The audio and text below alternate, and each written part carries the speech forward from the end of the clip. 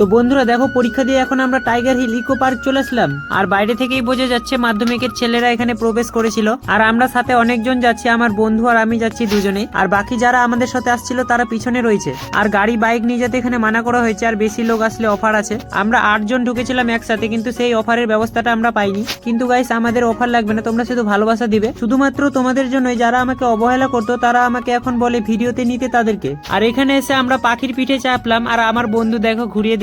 আর তোমরা এখানে দেখো একটু, আজকে শুধু মাধ্যমিকের ছেলে মেয়েরা এখানে এসেছে। আর এখানে এসে আমরা শুধু মাথা ঘুরাচ্ছি দেখো। কিন্তু আজকে আনন্দর দিন, আর এটাই আনন্দ আমাদের। আর বন্ধুরা, আশেপাশে থেকে একটু নয়েজ আসতে পারে, কারণ আমাদের পাশের পাড়াতে বিয়ে হচ্ছে। সন্ধ্যাবেলা যাবো আমি বিয়ে খেতে, আমার বাবা ওখানেই আছে। আর এখানে দেখো কতগুলো জিরাফ রয়েছে। আসলে এরা জিরাফের কাছে এখানে কি করছে আমি নিজে বুঝতে পারছি না গাইস, কনফিউজ। আর দেখো এখানে ক্যামেরা দিয়ে রিলস এর জন্য শুটিং করা হচ্ছে পিছনে। তারপরে এই পাহাড়ে আমি উঠে গেলাম, তারপরে একটু ওই পাহাড়টাতে গেলাম, আর আমরা বেরিয়ে গেলাম। তো গাইস, ব্লগটা এখান থেকে ছিল, কেমন লাগলো কমেন্টে